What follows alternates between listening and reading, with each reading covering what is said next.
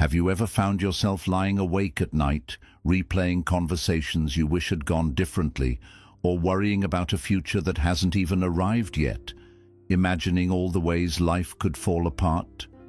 We all know that feeling. Our minds drift to the past, where regrets and what-ifs live, or they race toward the future, where fears and endless planning wait. And while our bodies are right here, in this very moment, our thoughts are everywhere else. But here's the question. What if time as we experience it is an illusion? What if freedom isn't found in fixing the past or securing the future, but in realizing that the only place life truly exists is right now? In this reflection, we'll explore a truth that Buddhist teachers, Zen masters and sages have pointed to for centuries. The past is a memory, the future is a projection, and clinging to either is like chasing shadows. Through simple stories, nature's wisdom, and ancient teachings, we'll learn how to step out of time, not by stopping the clock, but by stepping into the present moment fully. You'll see how the seasons, rivers, and even the rising and setting sun can teach us to live in flow. And you'll learn practices to quiet the mind's constant pull toward then and someday, so you can breathe, live, and truly feel alive, right here. Take a breath. Feel this moment. Let's begin. 1. The trap of past and future. Most of us spend our lives like travelers who never unpack. We carry bags of memories, the mistakes we made, the chances we missed, the people we lost. We also pack bags of expectations, dreams, fears, to-do lists, and endless what-ifs. The Buddha once said, "Do not dwell in the past. Do not dream of the future. Concentrate the mind on the present moment." But we rarely do. Our minds, like restless birds, keep flying from branch to branch, never resting. Think about it. Have you ever been at a beautiful place, a beach, a quiet forest, or a mountaintop, only to realize you weren't truly there? Your body felt the breeze, but your mind was replaying an argument or worrying about tomorrow's meeting. This is the illusion of time at work. We believe the past and future are as real as the present, but they're only thoughts. The past exists only as memory, an image in the mind. The future exists only as imagination, a story we tell ourselves. Neither can be touched, tasted, or lived. The Japanese Zen master Dogen said, "The entire universe is this moment. When we forget this, we suffer. We hold on to old wounds as if they're still bleeding. We fear outcomes as if they've already arrived. We live everywhere except the one place life is actually happening now." But this isn't about forcing the mind to stop thinking. It's about learning to see thoughts for what they are, passing clouds, not solid realities. It's about discovering that freedom doesn't come from controlling time, but from stepping out of it. 2. The river that never stops. Have you ever stood by a river and tried to hold the water? You can cup it in your hands, but it slips through your fingers, no matter how tightly you grasp. Time is like that river. Every moment flows into the next, never pausing, never staying. And yet we try to hold on, to capture the past, to control the future, to make life stop changing. The Buddha taught impermanence, Annika, as a central truth. All conditioned things are impermanent. When one sees this with wisdom, one turns away from suffering. Imagine a tree by that same river. In spring, it blossoms. In summer, it thrives. In autumn, its leaves fall. In winter, it rests bare. The tree doesn't fight these changes. It doesn't demand that spring stay forever. It allows each season to come and go, fully living each one. But we humans, we often stand in life's river trying to stop the current. We want yesterday to come back, or tomorrow to hurry up, or today to stay exactly as it is. And because we fight the flow, we suffer. Zen teachers sometimes tell students, "Be like the river, not the stone. Let life flow through you, not around you." So, how do we practice this? The first step is noticing when we're resisting. Ask yourself right now, am I trying to hold on to a moment that's gone? Am I fearing a moment that hasn't come? Simply noticing this without judgment loosens the grip. It allows you to breathe and return to what's actually here, the sound of your breath, the light in the room, the life happening now. The river never stops, but you can learn to float instead of fight.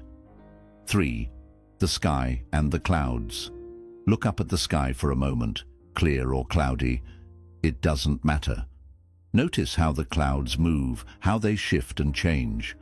Now imagine if the sky tried to hold on to one cloud forever. Wouldn't that be strange? The sky is vast because it lets the clouds come and go. Your mind is like that sky. Thoughts, memories and worries are like clouds. They drift in and out. Some are dark and heavy, some are light and soft. But the mind suffers when it believes it must chase every cloud or hold on to the ones it likes. The Buddha said, "Whatever has the nature of arising has the nature of ceasing." This includes every thought, every feeling, every moment. When we forget this, we get pulled into the clouds. We believe the memory of a mistake defines us. We think the worry about tomorrow is reality. We live in the clouds and forget we are the sky. A simple practice. When a painful memory or fear arises, pause, breathe, say silently, "This is just a cloud. I am the sky." Watch it drift like a cloud dissolving in the wind. Life feels lighter when we realize we don't need to chase every thought. The present moment is vast, like the open sky. Thoughts will always come, but like clouds, they can pass without pulling you away. 4. The seasons within us. Have you ever noticed how your life feels like seasons? There are times of growth and energy, like spring and summer. There are times of letting go and stillness, like autumn and winter. But, unlike nature, we often resist our inner seasons. We want endless summers, happiness, success, energy that never fades. We fear the winters, times of loss, rest, or endings. But Buddhist wisdom reminds us, this too shall pass. Just as the trees don't curse the cold, we can learn to embrace each season of our lives. In the Heart Sutra it says, "Form is emptiness. Emptiness is form." It means everything changes shape. No state, joy or sorrow, lasts forever. Think of a leaf falling from a tree. It doesn't resist the wind. It doesn't cry for the branch it left. It simply dances as it falls, resting gently on the ground. We can live this way too. When joy comes, we savor it without clutching. When sorrow comes, we allow it without fear, knowing it will shift, just as winter gives way to spring. Here's a reflection to try. Each morning, ask yourself, what season am I in today? Not the weather outside, but inside you. Is it a day for blossoming, for resting, for letting go? When we align with our inner season instead of resisting, life feels more natural, less like a battle, more like a dance. The seasons remind us, time is always moving, but peace is found when we flow with it, not against it. 5. Escaping the trap of when have you ever caught yourself saying, "When I get that job, I'll be happy. When I lose weight, I'll finally feel confident. When things calm down, I'll start living fully." It's a trap we all fall into, postponing life for some future version of ourselves, some perfect when. But here's the truth, that when almost never arrives, or if it does it quickly fades, and a new when takes its place. This is how time deceives us. We live as though the present is just a stepping stone, something to get through on the way to real life. We chase the horizon, but the closer we get, the further it moves away. Buddhist teachings call this tanha, or craving, the constant grasp in for something just out of reach. The Buddha said, craving is the cause of suffering. When craving ends, suffering ends. Craving isn't just about wanting material things, it's about believing peace and fulfillment live somewhere other than now. We imagine that happiness is a destination, a perfect relationship, a dream home, a future where nothing goes wrong. But life is not waiting for us there. Life is only here now, in the sensations of your breath, in the sound of a bird outside, in the feeling of your feet touching the floor. Think of a wave in the ocean. It rises, peaks and falls, always part of the ocean itself. The wave doesn't wait for some future moment to be the ocean. It is the ocean now, no matter its shape. We are the same. Our lives are not on hold until the perfect moment comes. They're happening right now, in all their imperfect, shifting beauty. A simple way to break free from the when trap. Pause right now. Look around. Find 3 things you can see, 3 things you can hear, and 3 things you can feel. This pulls your mind back from the illusion of someday into the vividness of now. When you do this, you start to notice something powerful. Even when life feels messy, there are always tiny moments of peace, beauty, and ease right here. The taste of a sip of water, the softness of a breeze on your face, the quiet between your thoughts. Zen master Thich Nhat Hanh often taught, "The present moment is full of joy and happiness. If you are attentive, you will see it. But we have to choose to see it, not tomorrow, not when things are perfect." Now, the more we practice this shift, the more life stops feeling like a race towards some future state. We stop delaying our peace, we start living. And this doesn't mean we give up on goals or dreams. It means we hold them lightly. We can still plant seeds for the future, but we don't ignore the flowers blooming at our feet today. When we escape the when trap, something amazing happens. Time loosens its grip. We no longer feel like we're constantly behind, running to catch up. We realize that each moment, even the ordinary ones, can hold enough. Peace isn't somewhere out there. It's right here, waiting for us to notice. 6. Becoming like water, the art of flowing through time.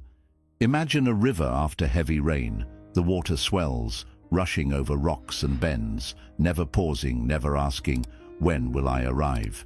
How can I hold on to this moment?" The river simply flows. It doesn't fight the current. It doesn't cling to the past pools it's passed or anxiously anticipate the ocean ahead. It is the journey itself. What if we could live the same way, free from clinging to yesterday and grasping for tomorrow? Alive and present, like water, moving gracefully through the ever-changing landscape of life. The Buddha once said, "All conditioned things are like a dream, a phantom, a bubble, a shadow, like dew or a flash of lightning. Contemplate them thus." This isn't meant to depress us, but to free us. When we see that everything is fleeting, like ripples on water, we stop trying to freeze the current. We stop resisting the natural flow of time. Yet for most of us, this feels difficult. We get stuck in 2 main ways. 1. We cling to the past. We replay old mistakes, old hurts, old versions of ourselves, as if thinking about them long enough could rewrite them. 2. We get lost in the future. We often fixate on what's next, on fears, goals and fantasies, believing that only when these are resolved will we be able to rest. But both are illusions. Neither the past nor the future exists anywhere except in our thoughts. The only place life can truly be touched is here, in the present. Water shows us how to return. When it meets a rock, it doesn't try to push it aside. It flows around it. When it reaches a waterfall, it doesn't panic about the drop ahead. It falls, and then it continues. When it spreads into a calm lake, it rests without forcing movement. We too can learn this art of flowing through time. It begins with a shift. Instead of trying to control time, remaking the past or perfecting the future, we soften, we trust. We let each moment rise and fall, like waves on the surface of a vast, still ocean. Here is a practice to try. Sit quietly and breathe. Imagine your thoughts and memories as leaves drifting down a stream. Watch them pass, without holding on or pushing them away. Notice that beneath the moving water, there is always a deeper stillness, like the riverbed beneath the stream. This stillness is your awareness, your true presence. Time flows through it, yet it remains steady. When we live from this stillness, life feels lighter. Even when things change or fall apart, we do not feel as shaken. We come to see that, like the river, we are part of something much larger than the moments we try to cling to. The seasons of our lives, spring beginnings, summer fullness, autumn letting go, winter rest, all flow into one another. None are permanent, and none can be skipped. Rather than resisting these seasons, we can bow to them. Let each one be a teacher. Spring reminds us to welcome new beginnings. Autumn shows us how to release with grace. Winter invites us to rest deeply, and summer teaches us to enjoy life's brief bloom without grasping. Like water, we don't need to hold on to everything. We only need to flow. When we do, time feels less like a weight and more like a dance, one we can finally relax into moment by moment. 7. The present moment, the only time that is real. Pause here for a moment. Look around you. Feel your breath moving in and out. Listen to the sounds around you, near, distant, soft, or subtle. This, right now, is the only moment that is real. The past has already faded. The future has not yet come. And yet, most of us spend our lives anywhere but here. We replay yesterday's arguments, regrets, and even old victories, as if they could still define who we are now. Or we project ourselves into tomorrow, chasing goals, bracing for fears, waiting for the perfect moment to finally feel at peace. But peace doesn't live in memory, and it doesn't live in anticipation. It lives here, in the breath moving in and out right now. The Buddha's teaching of sati, or mindfulness, is not only a meditation practice, it is a way of living. It reminds us that the present moment is the only doorway to freedom. Not because we can control it, but because it is the only place where life can be directly experienced. Consider this. Every joy you've ever known was felt in the now. Every heartbreak, every victory, every laugh, it all unfolded in a single instant of presence. Even your dreams for the future, when they finally come, will only ever be lived in this now. So why do we exile ourselves from it? Because the mind is addicted to its stories. It whispers, if I keep thinking about the past, maybe I can undo it. If I keep planning for the future, maybe I can control it. But neither is true. The past cannot be changed, and the future cannot be controlled. The only real choice we have is to meet this moment with open awareness. Here's a simple practice to carry through your day. Whenever you notice your mind drifting into past or future, pause. Feel your feet touching the ground. Take one conscious breath. Ask yourself softly, what is here right now? You might notice tension in your shoulders. You might hear the hum of a fan. You might feel your heart beating. That is what's real. Everything else, the worries, the memories, the what-ifs, are only thoughts. They are not happening here. The more we return to the present, the lighter we feel. We see that we don't need to repair the past or predict the future to feel free. We only need to be here. From this presence, we can still act, plan, and create, but without the constant weight of anxiety. The Zen master Thich Nhat Hanh often said, "The present moment is filled with joy and happiness. If you are attentive, you will see it." Life doesn't begin when your problems end. It begins each time you arrive in this breath, in this step, in this moment. And when we live this way, time stops feeling like something we must chase or escape. It becomes a companion, moving with us, one step at a time. So, what would life feel like if you stopped living as a prisoner of time? If the past no longer chained you? if the future no longer pulled you into endless tension, if you could simply be here, awake to the life unfolding before you. This is the gift of presence, not an escape from your duties or your dreams, but a way to meet life as it truly is, one moment at a time, free from the heavy weight of yesterday and the restless pull of tomorrow. And here's the truth. The more you live in the present, the more alive your life feels. Choices become simpler, connections grow deeper.